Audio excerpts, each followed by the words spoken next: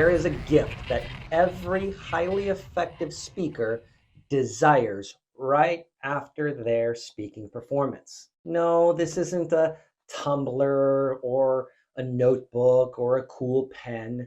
There is a gift that is even more beneficial to a speaker.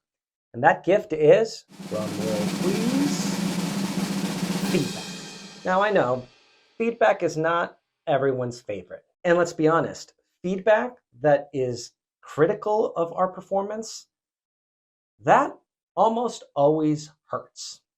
Even if it doesn't hurt, it absolutely stings. After all, speakers are human beings. And when we read feedback that is not great about us, we fear that feeling of rejection. But today, I'm going to give you three reasons, three mindsets as to why you as a speaker and as a leader should never fear audience rejection. Before I get to those, it's really important to note that when you create content for everyone, you actually create content for no one. I say that because every talk you give, there's going to be at least 20% of your audience who reject you right out. It might be their mood, it might be their experiences, it might be you and your weird pink dinosaur shirt. It's me. Hi, I'm the problem, it's me. Whatever the case may be, there are legitimate reasons as to why audience members reject you. And that is 100% okay. Understanding that you're not going to reach 100% of the people 100% of the time is actually quite freeing. So, having understood that, let's talk about these three mindsets. Mindset number one, feedback is neutral. Now I know, feedback doesn't feel neutral.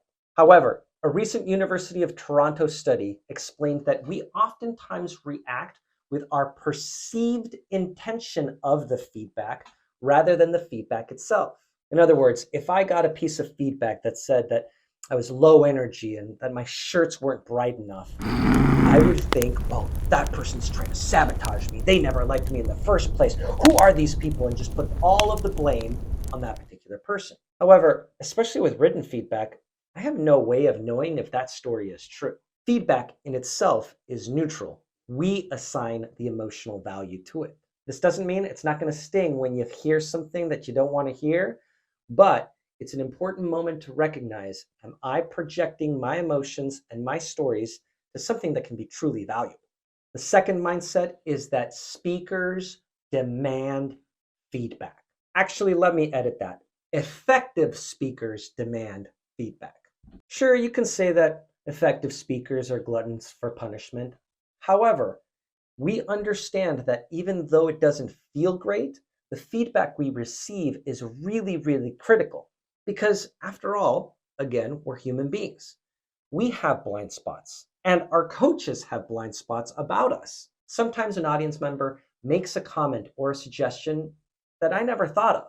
If I'm feedback avoidant, if I don't want the results of the post-event survey, if I don't want to read the negative criticism that I received after a keynote speech, I'm actually doing myself a great disservice. But what happens when you get a piece of feedback that doesn't quite land with you? That brings us to the third mindset of feedback, and that is the power of repetitive feedback. For example, if somebody commented on my video or my speech that I was low energy and didn't have a bright enough shirt, I would receive that comment for what it is. Number one, it's a neutral statement. Number two, there might be some truth to it. Maybe that day I was a little off.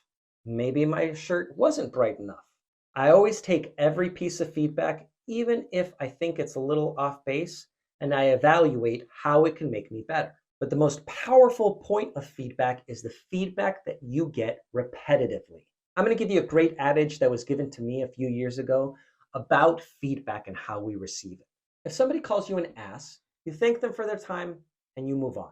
You receive that point of feedback, you evaluate its efficacy, and you can see if that can make you a better speaker and leader. But if 5 people call you an ass, buy a saddle. In other words, the feedback that we get most often, even if it's feedback we resist, we need to start to pay attention to. The most critical aspect of this to understand is that feedback is a way to improve your communication skills. Look, There's no such thing as a perfect speaker, and there's no such thing as a perfect speech. So why do we continue to hold ourselves to the perfectionist standards?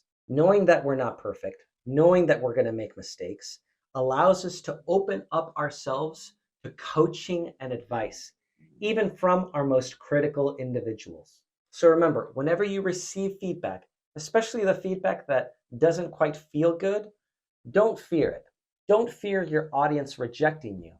Instead, transform those critics into coaches so that you can continue to improve. As always, make sure that you hit subscribe and stay up to date on all content related to communication, confidence, and storytelling. Until next time, make sure that you come off mute and speak up your story. See you soon.